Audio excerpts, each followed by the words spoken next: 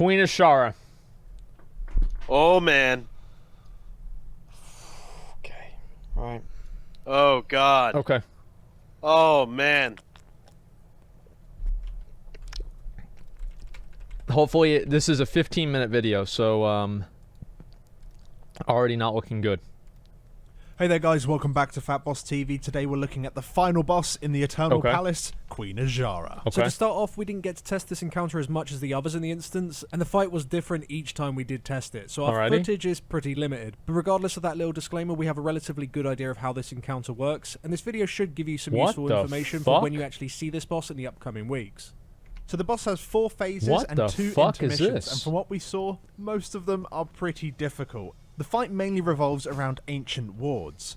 There are 3 of these active at the start of the fight, and their stored power is shown in a new UI element. Throughout the fight... Wait, is the ancient ward the thing that's holding N'Zoth in place? Look at where they're at. Look at where they're at on the minimap. It's called the Last Prison. Yeah, and one of the phases is called, like, this palace is a prison or some shit like that. If you look in the fucking book... What the fuck? I'm looking right now. Okay, I'm gonna scroll all the way down. Azhara. My palace is a prison. Yeah. Azhara turns her full force upon the raid. Players must contend with Azhara while attempting to keep the Titan console under control. Dude, this is it. We're going to free N'Zoth. This is a mistake going here. Yeah, this was the biggest mistake we as players have ever made. Yeah, this is bad. Okay, all right, we'll keep going. Various mechanics will cause these wards to lose power. Now, if a single ward is powered down, the raid will start taking pretty heavy ticking damage. Okay. And if all wards are powered down, then you'll get a catastrophic failure, completely wiping the raid. Now, the wards can be recharged by having players stand in the middle of them. This does, however, apply a stacking debuff. That's actually to the pretty player, fucking cool. reducing their maximum health by 10% per I mean, the boss stack. fight area is now, awesome. The amount of players you need per phase to soak changes as the fight progresses, Okay. eventually requiring pretty much everyone to stand within them to keep their charge. Anyway, with that in mind, let's jump in and start with phase 1. Oh my god. In this phase, you'll have to deal with Athanel and Cyranus, rather than Azhara herself. Okay. When both of these mini-bosses die, the first intermission will begin. You'll want one tank to pick up each of them. When Painful Memories is cast, you need to make sure that both ads are out of line of sight of each other. To do this, we use the console towards the middle of the room. When Longing is cast, the ads need to remain within line of sight of each other. You have quite a long grace period to adjust these mobs after the cast. It's just important that you do so, as otherwise in both cases they just gain a massive haste and damage increase. They also gain this buff when either one of them dies, so DPS need to make sure they keep an eye on their health and make sure that they die at the same time. Okay. Whilst tanking them, you are going to need to move them around a bit, because as you fight them they will drop patches on the ground. These deal light ticking damage and slow players within them. Ideally you'll want to tank these ads towards the edges of the room just to keep these patches away from the middle. The tank on Athanel will be hit with Cold Blast. This deals moderate damage and applies a debuff. That's easy. Once this stacks up to 3, you're frozen in place and will be shattered by a large hitting ice shard. That's easy. Healers need to make sure that the tank is top before this happens. Yeah, easy. As for the tank on Cyranus, you'll be hit with Serrated Edge. This is a light ticking physical dot which can be dodged or parried. For the raid to watch out for is the Charged Spear. This is cast by Cyranus on a random player, dealing damage to all players en route and exploding once it reaches its target, dealing a burst of damage to that player and then a smaller burst to the raid. You just got to make sure you're not in line with the projectile as it's fired out. Also to be mindful of is the lightning orbs from Athanel. These land randomly in the room and bounce 3 times before finally despawning. Being caught by one of these deals a fair amount of damage, so they're best to be avoided. Athanel also has a chain lightning cast. It doesn't do a hell of a lot of damage, but it can be interrupted, so why not? We just set up a melee rotation to prevent this ever from going through. As for Queen Azhara in this phase, while she cannot be attacked, she will however power down the wards. You can see which ward is being attacked as it will flash red. We decided to top these up initially on the pool, and then just move a small amount of players to whichever ward was being attacked, just to keep it topped up. These wards are also powered down by the overzealous Hulks. This ad will spawn directly in the middle of the room and just make his way to a Those are the beefy boys. ward. We have to watch out for Once them. he's there, he'll cast Ground Pound, which deals light ticking raid-wide damage and will remove power from the ward. This ad can be crowd controlled, however once it's done once, it will then become completely immune. So you'll want DPS to swap to it immediately as it spawns and then just stun it before Ground Pound is cast. Queen Azhara will also beckon players. This causes your character to move uncontrollably towards the middle of the room for around 8 seconds or so. Okay. Once you reach the middle, you're put in a bubble that will slowly kill you if it's not destroyed. Ooh, by moving right to the edge of the room before this cast begins, you will never reach the middle, and therefore you'll never be put in a bubble. And you can also use the patches that the mini-bosses have been spawning, as they will slow you as you walk across them. Can somebody invite me to a realm with this rare phase is the arcane orbs. These spawn on a timer, typically around the middle of the room. Okay. These need to be soaked and completely removed, which takes around 5 seconds. If you don't do this fast enough, they'll eventually explode, dealing massive raid-wide damage. While soaking them, you will take moderate ticking damage, so healers you need to be ready to keep the soaking players topped. Once you've got the hang of all of that, and the boss isn't even out yet, you'll get into the first intermission. What the fuck is this? Orbs will spawn around the middle of the room. Shortly afterwards, everyone in the raid will be given a decree that they must perform. Failing to perform it will apply a stacking dot, which will eventually become unhealable. Suffer demands that you soak an orb, and obey forbids you to soak an orb. Okay. Stand together asks that you stand with at least one Wait, so other they have player, an add-on? Stand alone asks you to keep away from other players entirely. Stay asks you to stand still, and march asks you to keep moving around. Now, on normal mode, you'll only have to perform one of these. You only get one decree put on you. Okay, good. Heroic, you can have up to 2, and on Mythic, you can have up to 3. For the most parts, these are pretty easy to deal with by yourself. The issue is that the entire raid gets them, which can become rough in situations such as needing to soak an orb all by yourself or soaking an orb as a group, as the group players are going to be running towards the solo players, hoping that they've got the exact same thing. This is so there dumb, are a few man. animations that do make this a little bit clearer. Solo guys have lightning surrounding them, and group players have arcane around them. We even made this easier with a Weaker that was shouted either solo or hug. That's easy then. The orbs have been soaked, phase 2 will begin. Wait, that's easy. As the phase starts, the middle ward, which has been inactive up to this point, will become empowered by the boss. Oh, there's Azhara. The higher energy this has, the more damage the boss will deal, which is bad since the boss is dealing damage randomly to players throughout the phase. Okay. So you've got to keep the power of the ward to a minimum. It's 150 million health. Soaking it up. And on top of this, the location of this empowered ward will swap with others. Jesus Christ, man. During this phase, indomitable adds will spawn around the edges of the room and move towards the empowered ward. Okay. If they reach it, they'll give it a pretty high amount of energy. All DPS need to be ready to swap to these adds and kill them before they reach it. Okay. As for Azhara herself, you want to tank her not too far from where you had the mini-bosses from phase 1. Can somebody invite me to a realm with this rare up? Beckon, but it's been slightly changed from phase 1, as it Crack now one forces count people to move towards her rather than in the middle of the room. Okay. If you do reach the new destination, instead of becoming encased in a bubble, you will now become mind-controlled and gain a large damage shield. People need to damage through that shield to free you from the mind control. Oh my god. Now this generally only targets ranged players, but still by having her near the old patches of goo from phase 1, it does make it so people are way less likely to reach her because they're going to be slowed by those patches. Now whatever ward the boss is closest to in this phase, she will slowly drain energy from it, and if she's closest to her empowered ward, she will slowly give that one energy. We opted to keep her near 1 most of the time, and we just rotated the raid to stand within it and keep it topped up, never going above 5 stacks or so. Of course. Now whilst tanking her, you will be hit by Arcane Jolt, which deals a small amount of arcane damage, but applies a debuff that increases the damage you take from all arcane sources by 5%. This is insane. Seconds. Now this stacks up pretty fast, so you'll want tanks to swap as frequently as they can to keep these stacks to a minimum. As for the raid, she'll debuff random players with Arcane Burst. This debuff just explodes at the end of its duration, dealing massive damage to all players within line of sight of that player. Oh, that's easy. You just walk away. Hit by the explosion, yeah, that was like in Mechatork. Arcane Burst, she'll apply even more. Yeah, it's the exact same mechanic. So that's a joke. Joke mechanic, guys. Will need to run behind the pillars or use the console to create a line of sight and let their debuff expire. This, however, becomes a bit of an issue if you have more than 2 debuffs, as you can run out of safe places to line of sight. I'm gonna be honest, guys. About 5 minutes ago, I lost track. Like, this is... Alright. Okay. Tomorrow's not happening. Okay, so sure. what happens in phase 1? Do you remember anything in phase 1? Alright, so in phase 1, a bunch of ads come out. Yeah. And you've got to DPS the ads while both staying away and stacking on your teammates. Because the taking debuffs.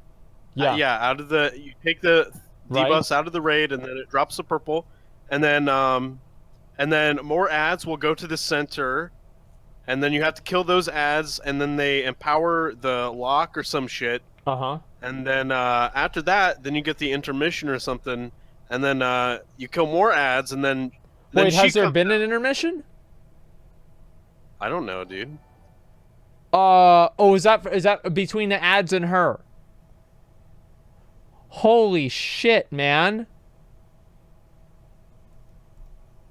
Fortunately, this debuff can be dispelled, so what we decided to do was just have one of the debuff players move behind a pillar immediately with a healer and be dispelled, whilst the other two timed out naturally themselves not too long afterwards, one behind each pillar. Now the raid will also have to line of sight behind the pillar or the console when Arcane Detonation is cast. This cast just deals a massive amount of raid-wide damage to anyone within line of sight of the boss. By having the boss position not too far from either of the pillars or the console was pretty much key here, as it gives enough time for everyone in the raid to move behind before the cast finishes. Now once you got the hang of doing all that a few times, and the raiders got used to the idea of keeping the empowered wards low and the normal ones topped up, and the boss reaches 70% health, the second intermission will begin. This worked the same as the first whilst we were testing, but it appears that the March Decree has been moved to this intermission only in the Dungeon Journal. Aside from that, it should pretty much be the same. Execute your decrees without gaining a shitload of stacks, and not long after the orbs have been soaked, Phase 3 will begin. Now this phase plays out mechanically the same as Phase 2, however there are a few new things to deal with. 3 new ads will spawn from the very start. 2 Tide Mistresses will stand on top of one of the ancient wards each and begin to drain its power. This cast does appear to be interruptible. It also appears that maybe these ads can spawn on top of the empowered ones, which will give the empowered one even more energy. This isn't even mythic. That you can interrupt this. These mistresses will also cast Static Shock on random players, which makes them just deal pulsing AoE damage around them, and they will also cast Chain Lightning, which can be interrupted. Most importantly, the mistresses will shield themselves, making them completely immune to damage and interrupts. The shield is broken by using the other new ad, the Loyal Myrmidon. This guy will cast Charged Spear on a random player. This works the exact same way as the one cast by Serranus. Except if the player that is targeted stands on top of the mistress, it will break the shield on her, allowing people to continue to interrupt and damage them. The only other difference in this phase is that instead of the boss moving the empowered ward around the room, she'll instead replace multiple ancient wards with empowered ones. We're not sure exactly how this works as we never saw it, but by having multiple empowered ones up, it means the boss is going to be doing significantly more damage and means even more soaking for the raid to do. And whilst you are doing that, you'll want to be focusing all of your damage into the mistress, and once she's dead, the Myrmidon before returning back to Azhara. Holy shit, the ads man. Are dead, or when the boss reaches some unknown health percentage, phase fucking shit, dude. She'll still have Beacon in this phase and will slowly power down the nearest ancient ward as well as having multiple empowered wards. Aside from that, everything is new. Tanks have to deal with Void Touch, which is a new debuff which reduces the incoming healing you receive. The raid have to deal with a beam. We're guessing this is probably a frontal cone targeted at a random player. You also have to watch out for rifts that spawn. Players within these rifts will just take ticking damage. We're going to guess that these slowly fill up the room. But what's most interesting in this phase is the console. At certain points you'll overload it, applying so many stacks of a debuff to the console that when expire, deal a burst of damage to the raid and also a random effect. What is this, man? If they all expire at the exact same time, then you're probably just going to wipe. So you need one player to interact with the console and release the energy over time. Now, one of 4 random effects will happen when you do release any of the energy. One is just that it will flat out do additional damage. Secondly, a random DPS is given a 40-second debuff which increases their damage but instantly kills them when it expires. 3 is a really nasty dot that is probably only applied to a single player but potentially this is gonna be is that one of the ancient Eternal Pal is more like eternal mechanics. And that's it's going to be an eternal stream. Like it's just going to be entirely about space This is ridiculous. And just min-maxing the console charges, trying to get rid of them all before they all just go off simultaneously. But what do we think? It was a shame it was as hard as it was while we were testing. We really didn't get to see everything, and things were pretty broken, like the arcane orbs just instantly one-shotting people, and the game crashing if any of the Phase 2 ads reached the middle of the room and all that kind of stuff. So it was a little bit buggy. But some of the Phase 4 mechanics do sound very interesting, mainly the Titan console. What is this, man? Like, how do you... And just dealing with the random things that happen each time you use it. It's going to be, you know, you might be able to burst through 3 of them, and then you need to stop for a long time whilst healers catch back up. This boss has more mechanics than like every boss in ICC combined. Insane. It makes your spell cast instant, gives you extra resource generation, it gives you melee and ranged attack speed haste as well. Whoever gets that is just going to be insane. Like, imagine a Boomkin with Incarn up, 40 seconds.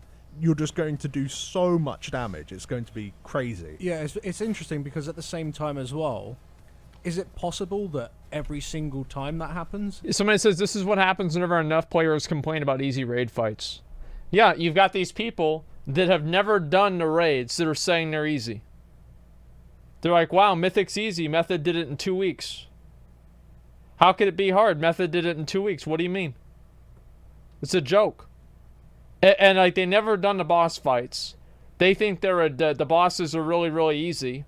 And then there are actually people at the top end that have relationships with people at Blizzard that are like, oh yeah, this is great. This is what we need. Because you need a book. You need a fucking book. I don't have a book around here. You need a book in order to learn one boss. It's like the Dungeon Journal. It's not even a lie. This is crazy.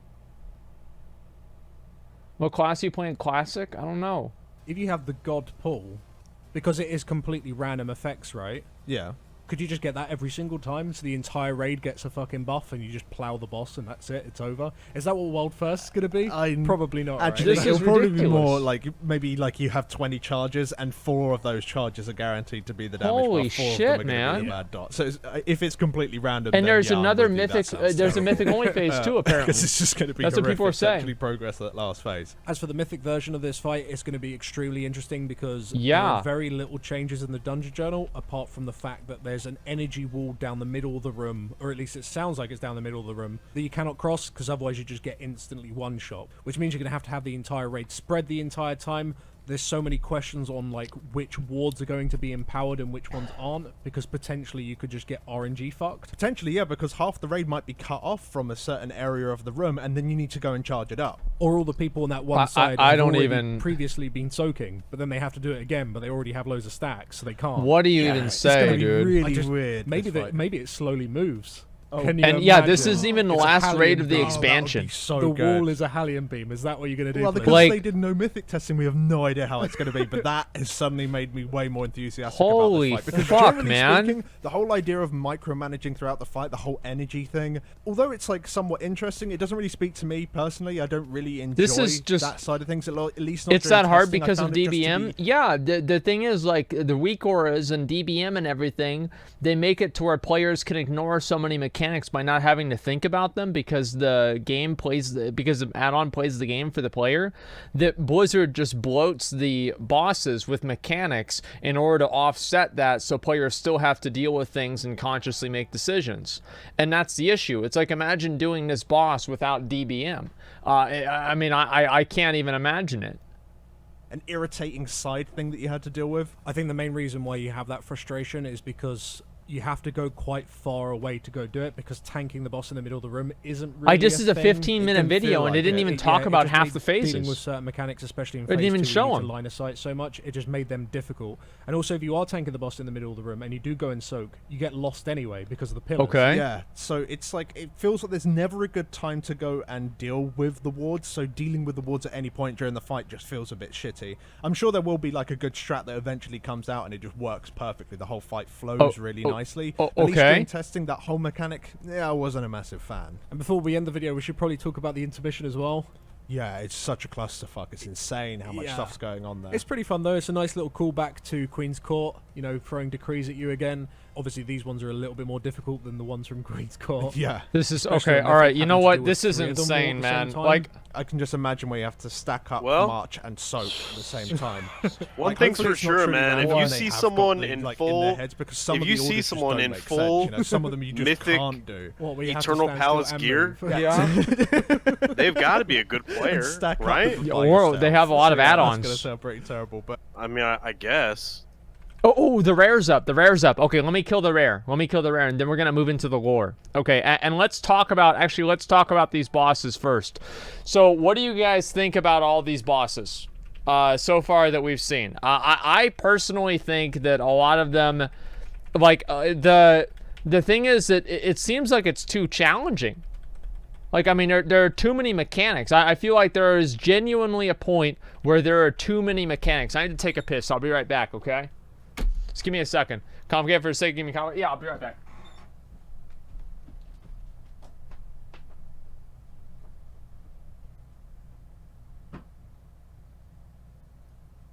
Hey.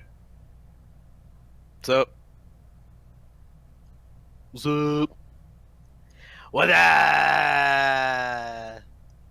What's up?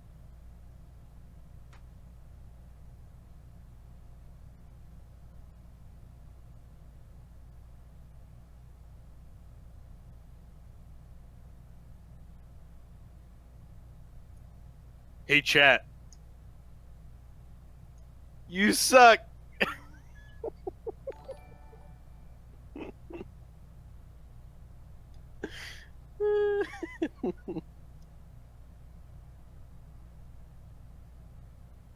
No, come on. I'm just joking. Come on. I was a joke, man. The fuck? Come on. I love you guys sometimes. Mount right now. Mount right now. Mount God. Mount God right now. Watch this. Watch this, Mount. Mount God.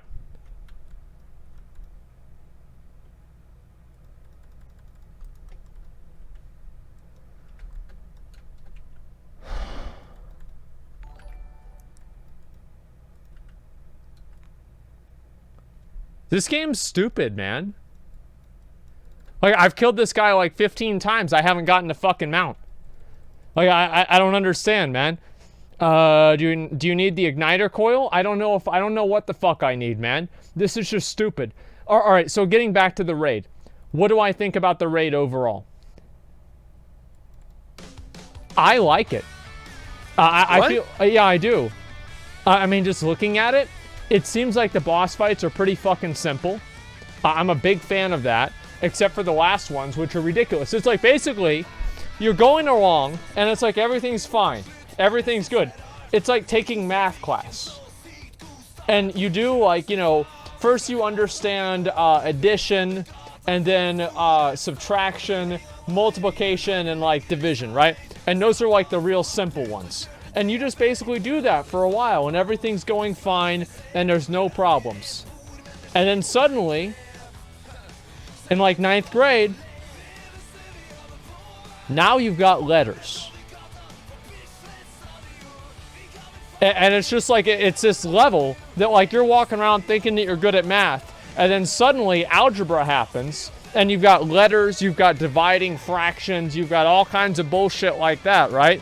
Fuck algebra, yeah, whatever, 6+. Well, it was like, it's like usually 9th grade, and it's like 8th grade, 7th grade, depends on like what kind of like math you're in. But like the point that I'm making, right, is that there's like this huge jump that you make. And I feel like this is the exact same thing. This is like going from normal math to fucking algebra. This is crazy. Holy shit, man.